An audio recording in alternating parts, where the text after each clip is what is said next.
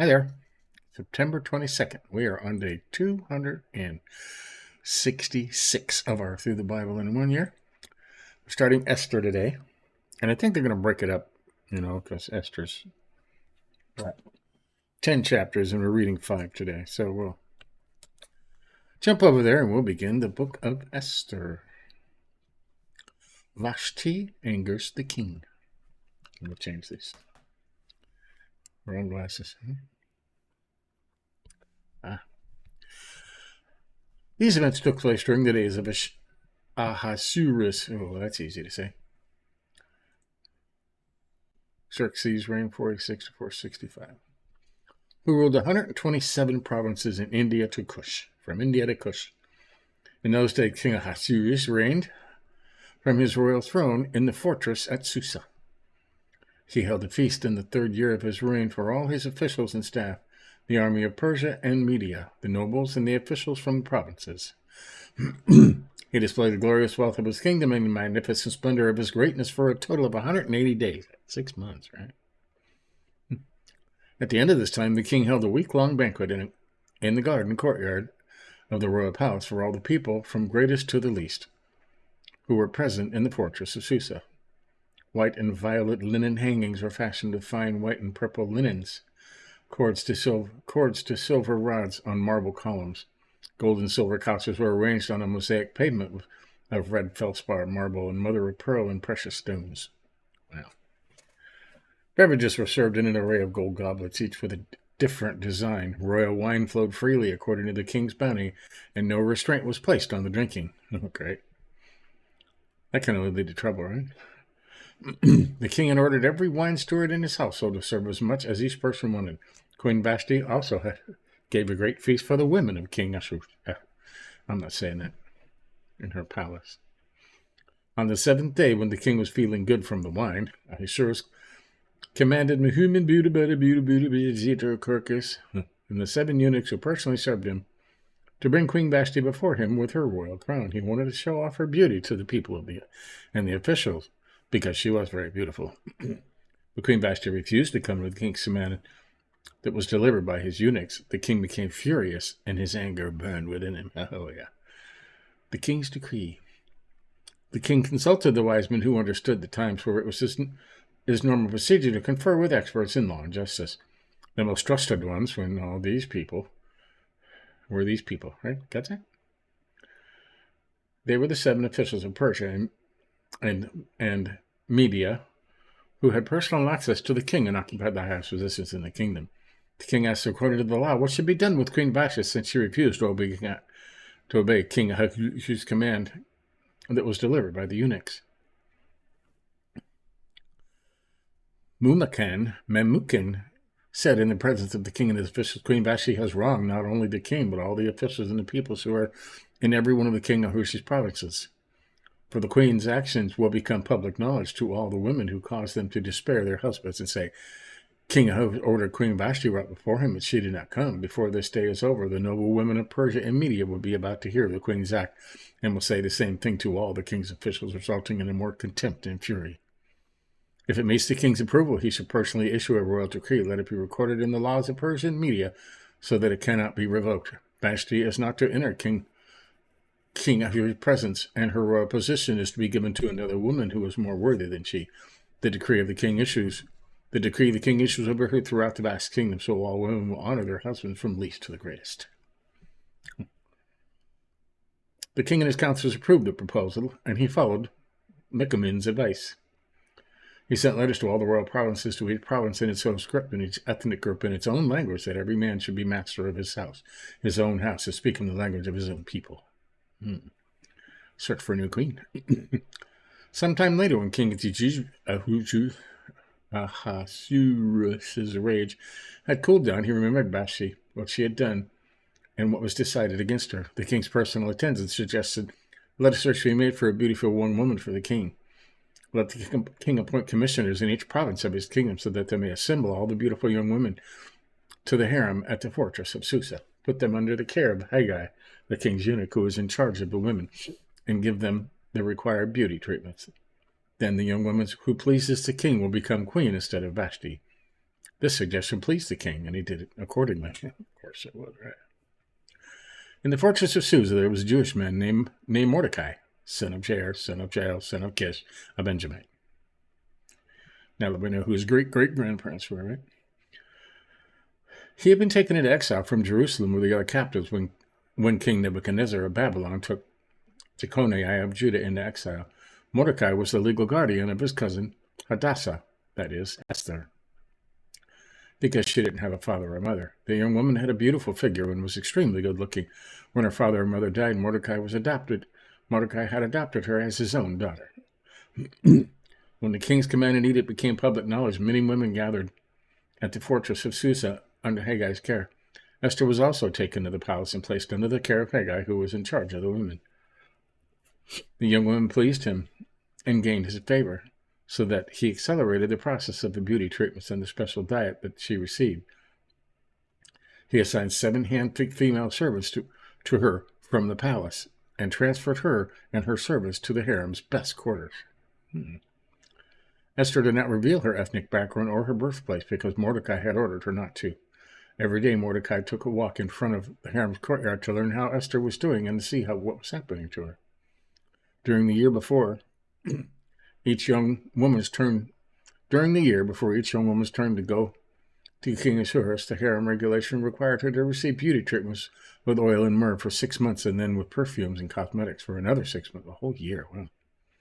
When the young woman would go to the king, she was given whatever she requested to take with her from the harem to the palace.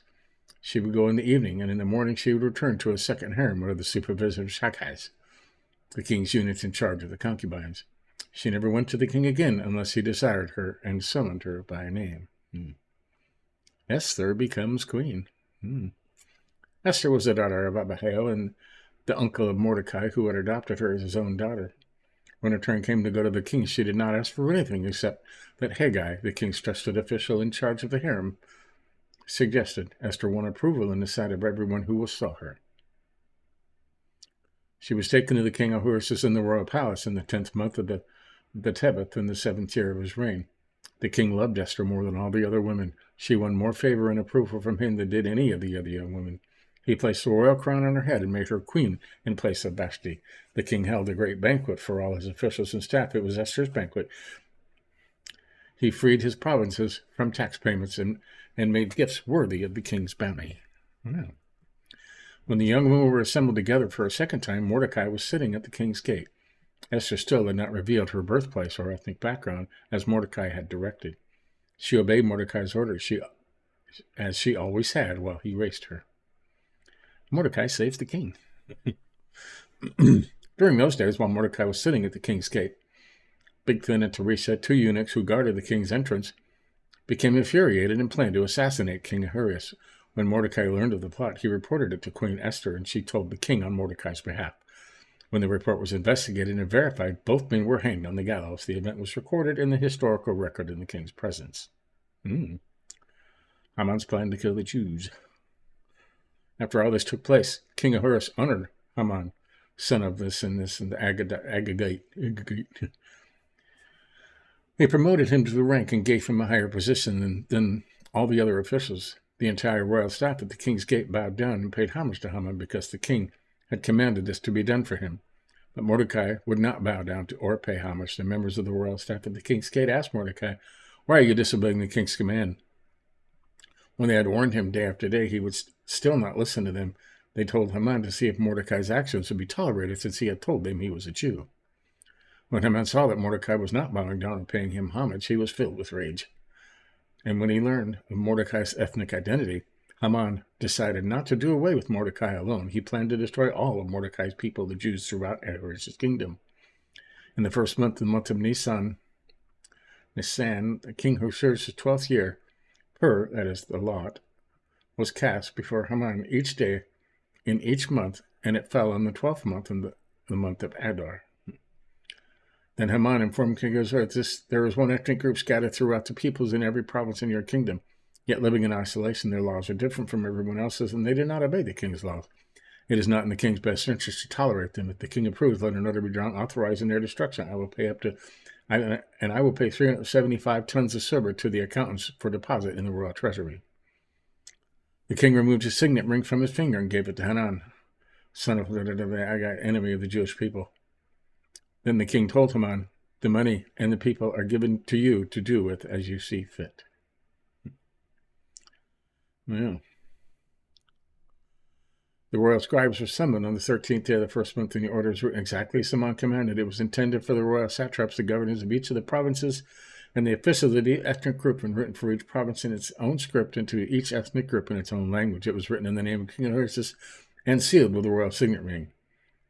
Letters were sent by couriers to each of the royal provinces, telling the officials to destroy, kill, and annihilate all Jewish people, young and old, women and children, and plunder their possessions on a single day, the 13th day of the 12th month. A copy of the text issued as law throughout every province was distributed to all peoples so that they might get ready for that day. The couriers left, spurred on by royal command, and the law was issued in the fortress of Susa. The king and Haman sat down to drink while the city of Susa was in confusion. Mordecai appeals to Esther. When Mordecai learned that all that had occurred, he tore his clothes and put out sackcloth and ashes, went into the middle of the city and cried loudly and bitterly.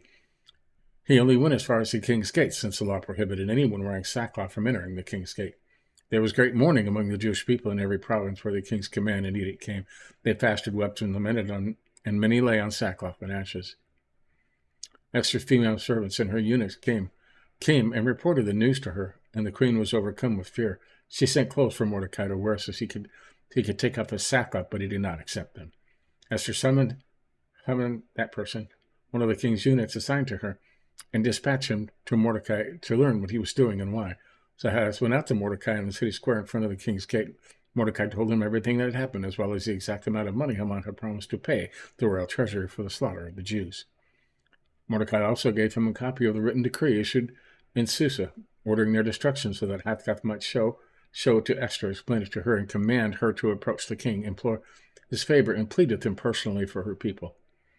Hathach came and repeated Mordecai's response to Esther. Esther spoke to Hathach and commanded him to tell Mordecai, all the royal officials in the temple of the royal provinces know that one law applies to every man or woman who approaches the king in the inner courtyard who has not been summoned, the death penalty. Only if the king extends the gold scepter will that person live. I have not been summoned to appear before king for the last 30 days, Esther's response was reported to Mordecai. Mordecai told the messenger to reply to Esther, don't think that you will escape the fate of all the Jews because you are in the king's palace. If you kept silent at this time, liberation and deliverance will come to the Jewish people from another place, but you and your father's house will be destroyed. Who knows, perhaps you have come to your royal position for such a time as this. Right. Perhaps you were born for such a time as this. That's a very famous verse right there. Right? Esther sent this reply to Mordecai. Go and assemble all the Jews who can be found in Susa and fast for me. Don't eat or drink for 3 days, day or night. I and my female servants will also fast in the same way. After that I will go to the king, even if it is against the law. If I perish, I perish. So Mordecai went and did everything Esther had ordered him. Esther approaches the king. On the 3rd day, Esther dressed up in her royal clothing and stood in the inner courtyard of the palace facing it. The king was sitting on his royal throne in the royal courtroom facing its entrance. As soon as the king saw Queen Esther standing in the courtyard, she won his approval. The king extended the gold scepter in his hand toward Esther, and he approached and touched the tip of the scepter. What is it, Queen Esther? The king asked her. Whatever you want, even the half the kingdom will be given to you. If it pleases the king, Esther replied, may the king and Haman come today to the banquet I have prepared for them. The king commanded, hurry and get Haman so we can do as Esther has requested. So the king and Haman went to the banquet Esther had prepared. While drinking the wine, the king asked Esther, whatever you ask will be given to you, whatever you want, even to half the kingdom will be done. Esther answered, this is my petition and my request, if the king approves of me. If it pleases the king to grant my petition and perform my request, may the king and Haman come to the banquet I will prepare them tomorrow, and I will do what the king has asked. What? Didn't they just say that? That day Haman left full of joy and in good spirits. But when Haman saw Mordecai at the king's gate, Mordecai didn't rise or tremble in fear at his presence. Haman was filled with rage toward Mordecai. Yet Haman controlled himself and went home. He sent for his friends and his wife Sarah to join him.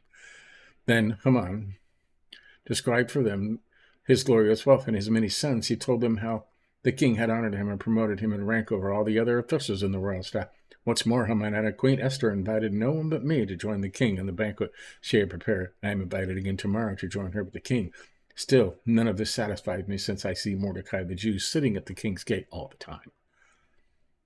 His wife Jairus and all his friends told him, have them build a gallows 75 feet high. Ask the king in the morning to hang Mordecai on it, then go to the banquet with the king and enjoy himself. This advice pleased Haman, so he had the gallows constructed. Oh, there you go. They're going to leave us hanging, right?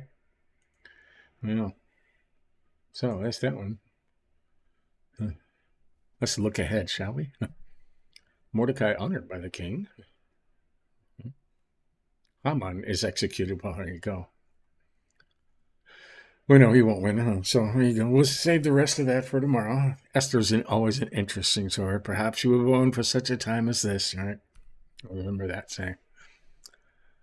So there you go. That's day 266. Catch up on any man miss. You want to say you got the whole Bible in a year? But till tomorrow, we'll finish the story. So see you then.